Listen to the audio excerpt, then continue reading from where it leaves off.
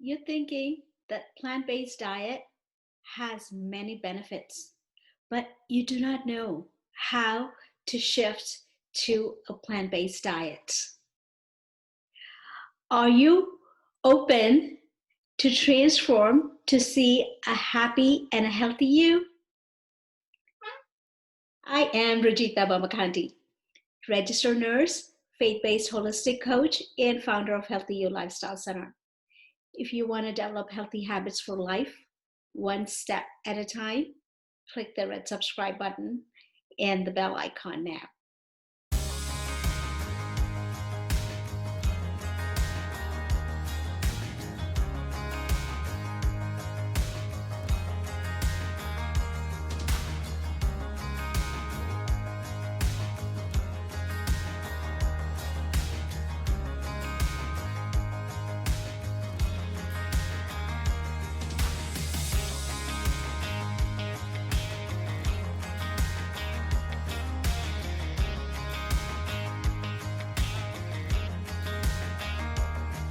So, how do you shift to a plant based diet? Join me in my conversation with my friend Tracey Curran, who shifted from being a meat and potatoes girl to veggies, veggies, and more veggies. I would like to welcome my friend Tracey Curran. She's joining us from San Antonio, Texas, and I'm here in Atlanta, Georgia. Welcome, Tracey. Thank you, Rajitha. I would love for Tracey to tell a little bit about her to our audience. Well, thank you. I'd be happy to. Yes, as you said, originally from New York and was a graphic artist at the University of North Carolina in Chapel Hill when I moved from New York to North Carolina. And then from there, I did transition over to San Antonio, Texas. And I sat on about maybe 6 to 7 boards. The majority of them were art boards, but one of them was more of an environmental board, the Phil Harburger Park Conservancy Board. And I grew up in the Adirondacks. I had a summer home there and spent my summers playing on a lake and really learned to love nature up there. And then lived in Bedford, New York for the rest of the year. And again, always had a love and joy of being out in nature, playing and just experiencing the outdoors. And so I think that's what drew me to be on that particular board. Okay, wow. Um, that is a best way to connect with nature and enjoy nature out there. Wanted to ask you a little bit about, I know you have been more of a meat and potato girl, and over time now you have shifted from meat and potatoes to more veggies and fruits. Yes. Um, so if you can tell me a little bit about that transition, how did you even think about changing? Sure. Well, again, I grew up in the Northeast and traditional holidays where you had the meat, the potatoes, the side dishes. That was also kind of my upbringing. In the summertime, you'd have, burgers or, cooked meals, and it always had a meat, always had a vegetable, always had a starch, that old food, pyramid diagram that we all grew up with back in the day. And it wasn't until I came to Texas and joined the Phil Harburger Park board. A co-board member and I decided to create farm to fork events to help kind of educate children where food came from. And so over the years prior to that, I was probably like many people, just buying food. Then I kind of started becoming more conscious of, well, what food am I buying? Even though I was still buying meat at the time, I wanted it to be better meat and better quality food and things like that. So I was aware of the correlation of what I was putting into my body. I wanted it to be a better quality. And then with this relation to the Farm the Fork events that I was co-hosting with a fellow board member and learning about sustainable farming practices, biodynamic farming practices, using less pesticides and things like that. Then I got really interested in um, wanting to make sure that the food I was eating was as clean and as pure, as healthy as it could be. So eventually, I want to say around maybe 2005, I was diagnosed with fibromyalgia. Mm. And so I had all of that over the years. It was now about 15 years now that I had it. And so I had a lot of physical limitations. And learning what I learned through these farm to fork events through the board, uh, I started maybe seeing a correlation of, maybe I need to remove this from my diet because that is inflammatory properties to it. Trying to do everything I could to minimize the inflammation. And I would get some relief. And so then I started noticing the differences when I put more vegetables in my body and less meat in the body, I felt better. So it was difficult though, because my husband and family members were still very much meat eaters. And the transition to shift wasn't always easy. I'd try to sneak in something here and there that would be healthy. And one time I made a chocolate cake, but I made it out of tofu. you Wow, know, very and creative there. organic flours and non-processed sugars and things like that. And they wolfed it down. You have to kind of meet them where they are. They still wanted that chocolate cake. And I thought, well, okay, I can at least make it as healthy as possible and start introducing different concepts of food, because a lot of people, you say the word tofu and they automatically go, oh my gosh, it's tofu. So I could sneak it in the chocolate cake and they're like, oh, that was tofu? That wasn't so bad, so it kind of opens the door for them to have an open mind about healthier food and healthier food choices. So they didn't know that when you served it to them. No. And of course, some of them had 2 pieces of chocolate cake. And so afterwards, I then said, now, would you like to know what was in that cake? And then I get the, oh no, was it healthy? And I'm like, yes.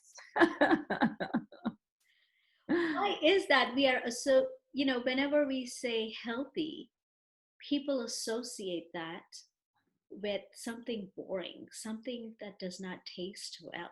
As soon as Right. you say healthy, it's like, oh, that's how my daughter is too. I know. And I don't understand it either. Because as I've shifted now more and more to a vegetarian diet, I've also included in removing alcohol from my diet now, as well as processed sugars. If I want a sugar, I'll have an apple and just have the natural sugar in the apple or some other dried fruit or something of that nature, as opposed to a white cane sugar or something like that. I try to eat the whole food, you know, um, to get the fiber and also the nutrients in it. I think, every food is complete. So if you eat it wholly, then you get the balance of not only the nutrition, but the fiber that goes along with it. And then it kind of neutralizes any sugar content that might be in that fruit. Talking about sugar, have you ever tried dates? I have. Funny you should mention that.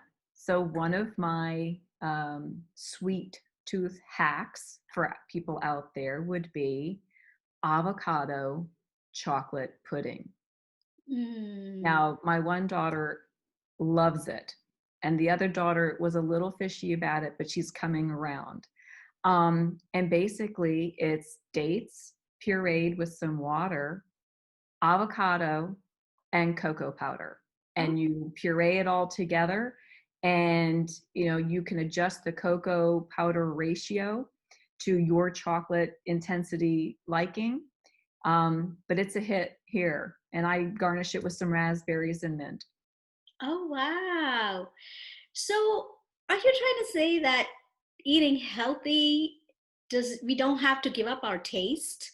Exactly. We don't have to give up what we love, or we love chocolate puddings, ice cream, things like that. You don't have to give that up. That's exactly what I'm saying, you know,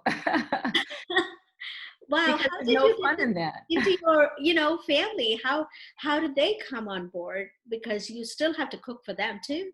Exactly. Well, like I said earlier, slowly but surely, I would sneak a little healthy food here, sneak a little healthy food there into the diet. And then they would all of, all of a sudden kind of go, oh, well, that was really tasty. That was healthy. You know, so I think being creative, you know, as an artist, I kind of look at my spices, kind of like my paints, you Mm. know, and I try not to use a lot of dried things. I try to use them as fresh as I can, but I will use dried herbs and spices if that really is what's required. But I have fresh ginger and turmeric in my refrigerator often, and cilantro and all those yummy flavors. Cardamom, I do have those seed pods, and fresh cinnamons, cinnamon sticks, and grate it myself, and nutmeg and grate that myself. um, because when you add that creativity with spice and flavor, it's not a boring dish, you Mm. know. And that would make or break someone really enjoying it or not enjoying it. And I think the key is to be creative with your flavors and to not overcook the vegetables so they're nice and vibrant in color as well as nutrition. So not only does the dish taste flavorful, it looks fabulous as well. Wow, yeah, the presentation too, It's so that you key. want to eat, as soon as you look at it, you're craving for it. So the first time, after being used to meat all the time with every single meal, how hard was it for you to shift? For me, it wasn't. I like tofu, and so I would prepare it with good flavor and seasoning, and that would be my meat substitute on the plate. And so for me, it was more difficult to get my family on board, so I wasn't cooking all these different meals at the same time, for everyone's different tastes and where they were in the transition. My children still eat meat and like their meat, and they say that's good for you, mom, but it's not for me. So I just kind of let them have what they're going to have. I've given them the information. They can do with it as they feel it fits their life. But my husband was a little trickier to pull along. He's like, no, he's a big guy, 6 foot, and likes the meat and potato kind of meal. And so when I started to slowly introduce him to vegan or vegetarian meat substitutes, like protein substitutes, there are many that are out there on the market today that really are flavorful. And I started with simple dishes, like he likes tacos. So I found a meat substitute that I could use with spicing and flavoring. It tasted just like ground beef. Mm. So it was an easier transition. He didn't realize he was not eating ground beef. And so once he realized that it could taste the same, very, very similar to what he was used to eating, um, then he was more on board with the overall shift. Okay. But in the beginning, you had to do two different things until, Yes. and, Well, I just, I would cook for them, but I would cook enough side vegetables for that you. I would have enough vegetables. So I was really trying to minimize me preparing all these different meals. I just would prepare one main meal and then just add more vegetables as options for me to have on the side. And then I would fill up on those versus any meat protein. Okay. How did your family react when you served their plate full of veggies? Tell me in the comments below. I would love to hear what their reaction was. as you serve them more veggies on their plate. Okay. Another good point you made is you're not forcing it on your children to make a change. You gave them the information and it's up to them to take it. Right, right. There's no point in you stressing out about it. Exactly. Same Exactly. thing with my girls, my son, my husband, and I, we are totally plant-based, but the girls, um, they do eat mostly vegetables, but they still need that chicken on the side. Right. Exactly. I hear that completely.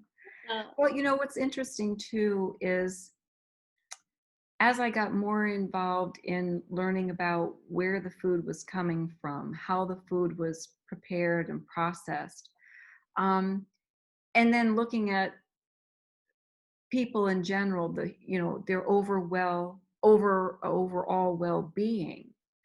Um, I don't see people making connections that their food is such a large component to how they feel, not only physically, but how they feel mentally.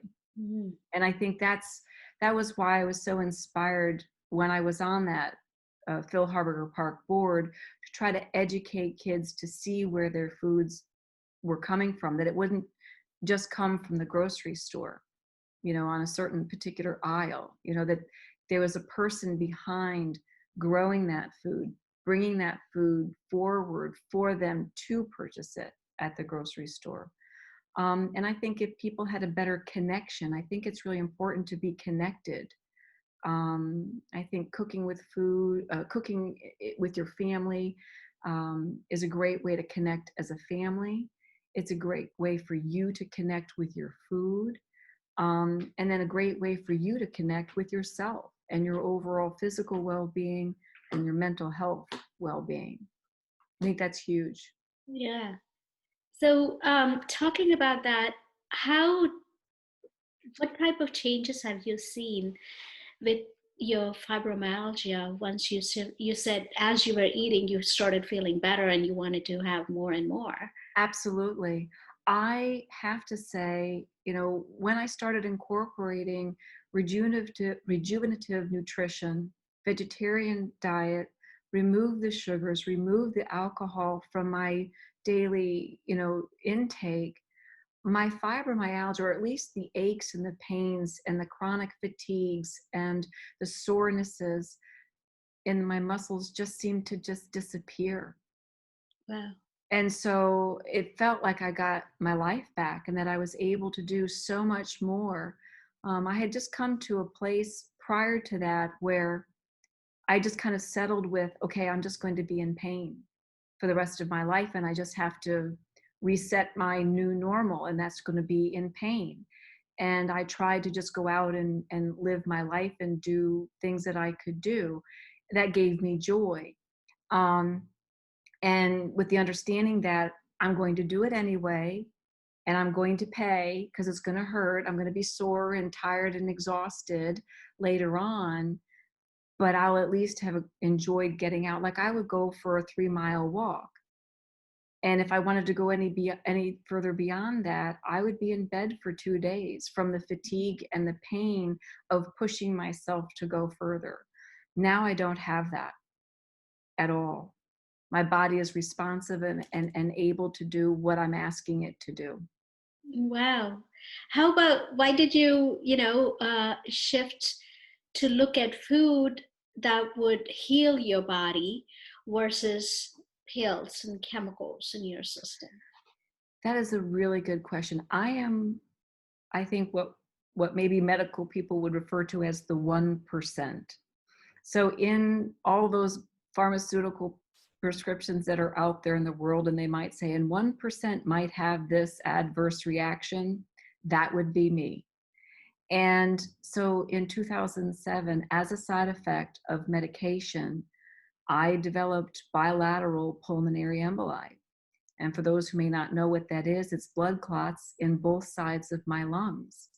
And so that kind of made me take notice that I really needed to not have pharmaceutical medication in my system, that I was just sensitive to it, and that to really kind of look backwards in time, where so many ancestors of ours really look to food as being medicine, and nutrition as being the way to heal whatever might be going on with you. And, using plants, using herbs. And so I kind of shifted to a more of an Eastern way of thinking regarding medication and medicines. So I use homeopathic tinctures, teas, and things like that versus taking a pill for it. Okay. So And now my body, no, and my body is very thankful. I don't take anything. oh wow. I take vitamin supplements like vitamin D, things like that. Vitamin C, A, B Wonderful. complex. That is so, that's a very, very good story. Instead of putting all these chemicals and, with all the side effects and all that stuff you have to go through, why not use the nature that we have to heal us? Exactly. Exactly. And that's where, so, it wasn't just like one shift. I think it was like multiple shifts. Here's the first shift, then the second shift, then the third shift, and they all kind of worked together. And then my eyes and my understanding and my education about medicine, about food, about nutrition, about the connection to all of that, to my physical well-being, and then also my mental health well-being. um, and I think it's so important for everyone. If you look at statistics today, so many people are stressed out. So many people are under some sort of mental health bombardment, whether it be anxiety or depression. And I don't think any of them are looking at what they're eating. Some of it does come from environmental issues, absolutely. And sometimes those can be shifted and changed, and sometimes they cannot. But the one thing we all do have control over is what we put and what we choose to put in our bodies. And I think if we can help people understand the direct correlation to their mood and their mental health, and then their physical health, and then their overall well-being is connected to the food that they're putting into their system. Sodas. Oh, don't get me started on sodas. Just stop drinking them. Uh, that's totally true what you have said. And the thing is, it does not happen overnight. It It is does a not. process. You are It right. takes time. You could be, doing well at one step and you could, step back, but that's okay as long as you're on that track, you're going to get there. Absolutely. That is absolutely key. And to not beat yourself up where you are. If you are someone who is drinking soda, okay, now soda is not good for you in any way, shape, or form. So try cutting back on the soda that you're drinking. Try minimizing sugar in general. A friend of mine who is a neurologist said to me, just think of sugar as poison. Mm. And so that really helped me, because, who doesn't like a little cookie with a cup of tea every once in a while? But when you start thinking sugar is poison, then you might have a little handful of almonds instead with your tea, and Yeah. enjoy the sweetness of the almond naturally that's there and present. And then you get that, again, if you're used to a non-healthy diet, eating healthy does taste different and some levels.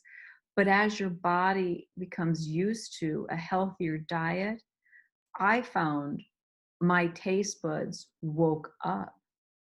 And then I could taste how beautifully sweet the strawberry was naturally on its own. How Without lovely. adding that powdered sugar on it. Exactly, or how a grapefruit, without having sugar sprinkled on top, was tart and sweet at the same time. It just depending on where it hit your taste buds. And so, but that does take time. It takes some education on the individual's part, the desire to want to learn about nutrition and what they put in their body. I think that's one of the things that's important for me. I just would like to help people understand how critical it is, how imperative it is to have a healthy gut microbiome. Um, in this world, so many parents, they want the best for their kids. They don't want them to be sick, but there has been an overusage of antibiotics. And although you might be helping your child with that immediate flu or a cold or whatever they're going through and maybe need that, they don't necessarily understand how they're destroying the microbiome in the gut. And by destroying that, you then are destroying that brain gut or mind gut connection. And, okay, I get that sometimes pharmaceuticals are necessary and even life-saving at times, but it's understanding how it all works together. So if you have to be on antibiotics, then afterwards do everything you can dietary wise to reestablish the microbiome in your gut, to then reestablish that brain gut connection. That's true. That is absolutely true. And also being patient with yourself as you're Yes, going through this process. You can't be frustrated and think that you're a failure and give up. You just need to exactly. be patient. That's where you really, it helps when somebody is there holding your hand, coaching you through the process to getting well. Absolutely. Absolutely. So, all right. Thank you so very much for Oh, you're sharing welcome. these wonderful tips with us, how you transitioned from meat to vegetables. Yes, yes. I'm glad I did it. I'm very happy I did it. And for all the ladies and maybe even gentlemen out there, having shifted this diet, I've also lost a lot of weight. And so if a weight issue is something you're dealing with or wanting to work on, going to a more vegetarian style diet will help you do that. All right. Thank you, Tracy, Thank you, for Rajitha, for joining us. having me. You're welcome. There is excellent scientific evidence showing that by shifting to a whole grain plant based meals, you can manage a lot of chronic conditions and in some, even reverse them. And sudden shift onto a plant based diet isn't for everybody. So why don't you include to start off with more legumes, whole grains, and starchy vegetables that will keep you full and satisfied so that you naturally will eat less meat. I am your faith-based holistic coach. Until next time, choose veggies, veggies, and more veggies on your plate.